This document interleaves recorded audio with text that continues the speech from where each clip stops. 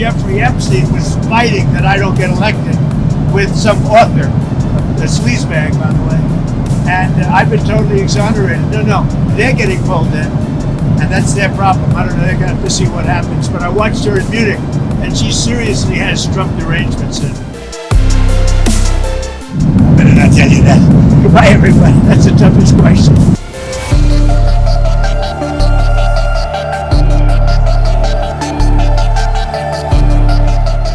Fresh questions, visible discomfort, and a familiar defense. U.S. President Donald Trump appeared tense when asked again about his links to Jeffrey Epstein, but quickly gave himself what he called a clean chit. So Hillary Clinton said in an interview today that she and her husband are getting pulled into the Epstein matter to divert attention from you and that your administration has something to hide. What's your response to that? I have nothing to hide. I've been exonerated. I have nothing to do with Jeffrey Epstein. They went in hoping that they'd find it and found just the opposite. I've been totally exonerated. In fact, Jeffrey Epstein was fighting that I don't get elected with some author, a sleazebag, by the way. And I've been totally exonerated. No, they're getting pulled in, and that's their problem. I don't know, they're going to have to see what happens. But I watched her in Munich, and she seriously has Trump derangement syndrome. Do you think that she should publicly testify? You know, I've been totally exonerated on Epstein, and it's really interesting because they've been pulled in. Think of it. They've been pulled in. Clinton and many other Democrats have been pulled in, yeah. Trump and Epstein once moved in the same elite circles in New York and Palm Beach during the 1990s and early 2000s. Trump has repeatedly said he later cut ties and barred Epstein from his Mar-a-Lago resort in the mid-2000s after concerns about Epstein's behavior. During the presser, Donald Trump dropped a surprising line, saying he was traveling with a movie star. As he praised Melania's new film, he also cited the situation as the reason he could not respond to a reporter's question. I didn't get to play today because I'm working on other things, very important things, much more important than golf. Thank you very much. Melania for Valentine's, Mr. President? She's on the plane. Melania's on the plane. We have a movie star on the plane. Did you have any Valentine's Day plans with her? Did I what? Did you do anything for Valentine's with her? Did you give her flowers? I better not tell you that. Goodbye, everybody. That's the toughest question. No, she's very, I'm proud of the fact, our movie's so successful. It's a tremendous hit. And she does a good job. She does some very consequential work. I think you're going to see in the end that she's going to go down as one of the truly great first ladies. When you see what she's doing with Russia, Ukraine, and so many of the other things she's doing, she's done a good job. She works very hard. The latest document dump, containing hundreds of names connected to Epstein's network, also includes references to Trump and his wife, renewing scrutiny online.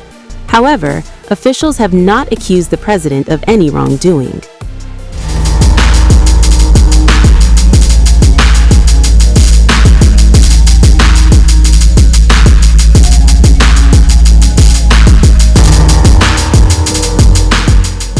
Washington erupts again.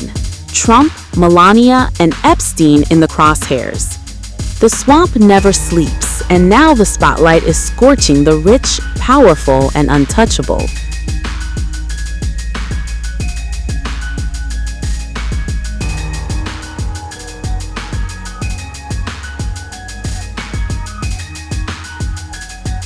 The Department of Justice just dropped a 6-page bombshell on Capitol Hill, a political earthquake shaking the foundations of Washington. Redactions in the Jeffrey Epstein files were revealed alongside a jaw-dropping list of government heavyweights and politically exposed figures. Outrage exploded within hours. The list reads like a who's who of Washington audacity.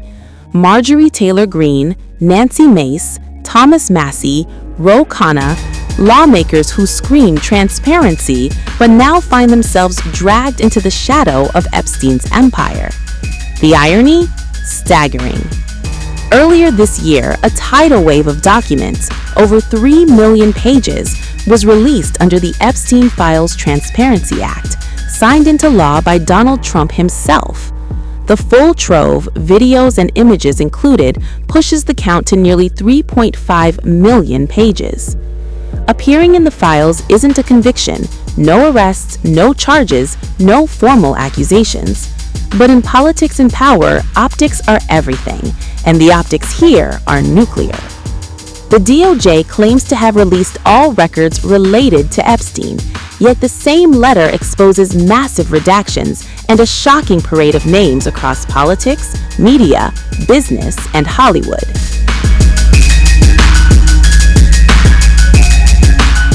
Epstein died in 2019 under a cloud of suspicion, awaiting sex trafficking charges. But the real scandal isn't his death, it's what's still buried in red ink.